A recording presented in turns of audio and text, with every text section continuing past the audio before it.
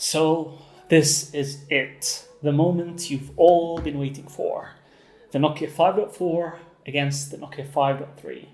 So which one of these phones is the better buy? Let's find out. Before we do that, subscribing to the channel would be greatly appreciated. If you don't do it for me, do it for poor baby Yoda.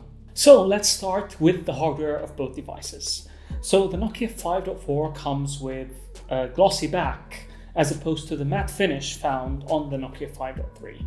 So in terms of handling and ergonomics, I prefer the Nokia 5.4 because it's a bit smaller and the screen is easier to use with one hand as a result. But when it comes to materials and build quality, I do prefer the Nokia 5.3, funny enough. The back finish is matte, which means that it attracts much less fingerprints.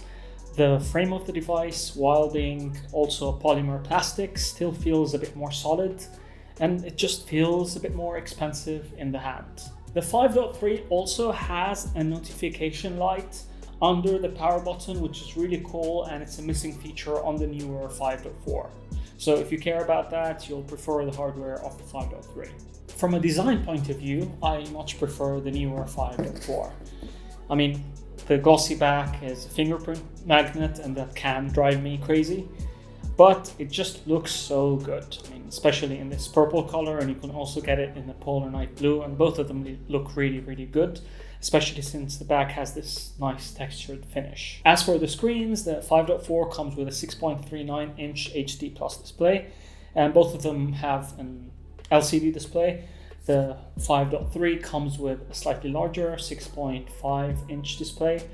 The resolution is exactly the same, but as a panel, I prefer the one found on the 5.4. I just feel that it has a bit more customization, so you can adjust the white balance, for example. The colors are a bit more saturated, and there is a bit higher contrast. When it comes to outdoor visibility, the 5.3's display gets 50 nits brighter, but thanks to the greater contrast on the 5.4, its display is also a bit better when you're outdoors. So when it comes to speaker performance, and if you're listening to music or watching a movie, their speaker performance is almost identical. I tried playing the same thing on both devices, and I honestly couldn't tell the difference. It also goes down all the way up from the higher volumes all the way down to the lower volumes. It's exactly the same. As for the haptic engine or the vibration motor, funny enough, the older 5.3 has this slight advantage here. So its haptic engine feels a bit more precise and just feels a bit better tuned. As for the storage and the memory, the base storage on the newer 5.4 starts at 4 gigs of RAM and 64 gigs of memory, as opposed to 3 gigs of RAM and 64 gigs of memory. Both of them support SD card slot, but because of this, the 5.4 wins this round. What I also like about the 5.4 is that in some regions, like in Dubai for example, the base storage is actually 128 gigabytes. So that's double what you find on the base storage on the 5.3. As for performance, so the 5.4 has the Snapdragon 662 CPU and the Adreno 610 GPU. The 5.3 has the Snapdragon 665 CPU and the Adreno 610 GPU. So their GPUs are exactly the same. But when it comes to day-to-day performance, the 5.4 is notably quicker when it comes to daily tasks. So things such as opening applications, for example. And there's also a very, very slight advantage when it comes to playing games. So don't be fooled by the larger number on the 5.3. The new Snapdragon 662 is slightly better when it comes to performance, and in theory should also give it better battery life, which is actually the case. So when you're looking at the battery capacities of both devices, they both have a 4000 milliamp battery capacity, but when it comes to usage, I did find that the 5.4 does end up with better battery life by about 20 to 30%. So it's a significant upgrade. And I think the biggest reason for this is that the processor is slightly more power efficient because it is newer. When it comes to numbers, I would say you can get maximum 6 hours of screen on time on the 5.3, while you can go for about 8 hours maximum on the 5.4 on the same brightness. Let's talk about the main cameras. So on the 5.4, you have a new 48 megapixel sensor as the main camera, while on the 5.3, it's a 13 megapixel main camera. Both of them come with an aperture of f1.8, but from taking images and from daily usage, I did prefer the output on the 5.4. The images are a bit sharper and they're a bit more punchy as well when it comes to colors. There's a bit more contrast, so the images do look more pleasing. But the biggest advantage is that the autofocus is a lot more reliable on the 5.4 compared to the 5.3. In low light, you also notice a big advantage for the 5.4. So the 5.3 was sort of okay at the time it came out, but the 5.4 does push the boundaries a bit for this sort of range of devices, and it manages to capture significantly more light when you're using night mode.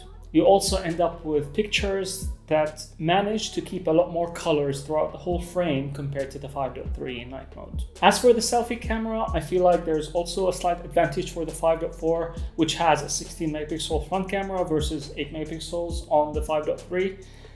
But there's also a caveat for that, and that's that the 5.4 does add slight beautification to the selfies, even when you have them set to 0 in the settings. As for the other cameras, so there are 4 cameras in total on the back of each of these devices, and they're pretty much identical. So you have a 5 megapixel ultra wide camera, you have a 2 megapixel depth sensor for bokeh effects and portrait images, and also you have a 2 megapixel macro lens, which is, in my opinion, just a useless gimmick.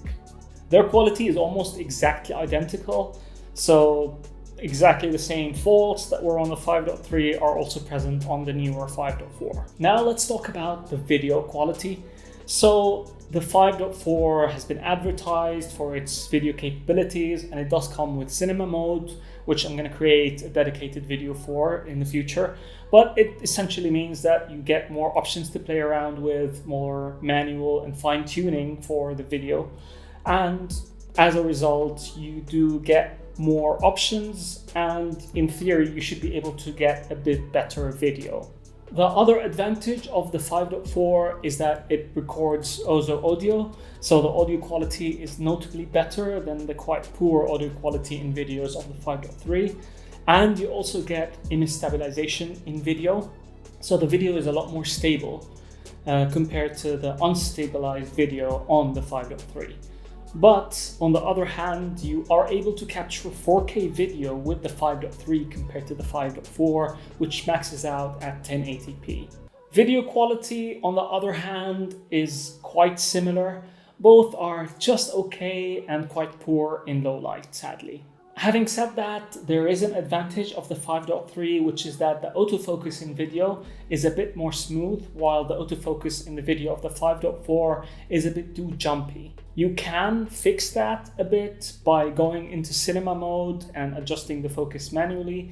And even in auto settings, the autofocus is a bit better in cinema mode, but still, it really should be a bit better than this, and it's all software. When it comes to gaming, their performance is also almost identical. So they both play games between medium and high graphical settings thanks to the slightly lower resolution display and the Adreno 610 GPU, which is quite capable.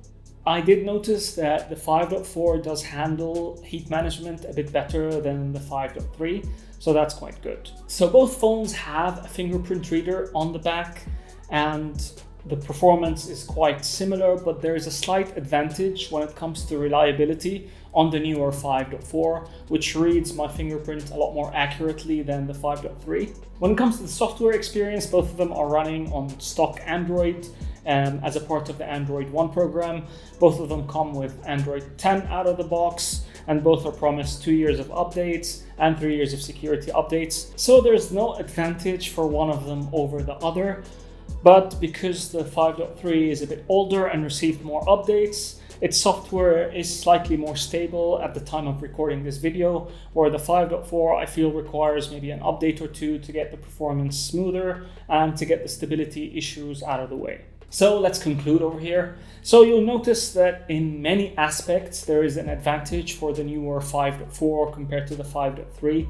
But because you can actually get the 5.3 for a really good discounted price these days, it sort of balances out the advantages of the newer 5.4. If you own the older 5.3, it really makes no sense to upgrade to the newer, slightly better 5.4, and you're more than likely going to enjoy using it for the next 2 years or so. I also do expect the 5.4's price to drop in the next coming months, and if they were available for the exact same price, I would personally pick the newer 5.4. So now I'd love to hear from you. Which one of these devices do you actually prefer? Do you own one or the other? And which one would you pick if they were priced equally? Let me know in the comments down below. That's it from me. I hope you guys enjoyed this video. If you did, please don't forget to share, like, and subscribe, and I'll see you in the next one.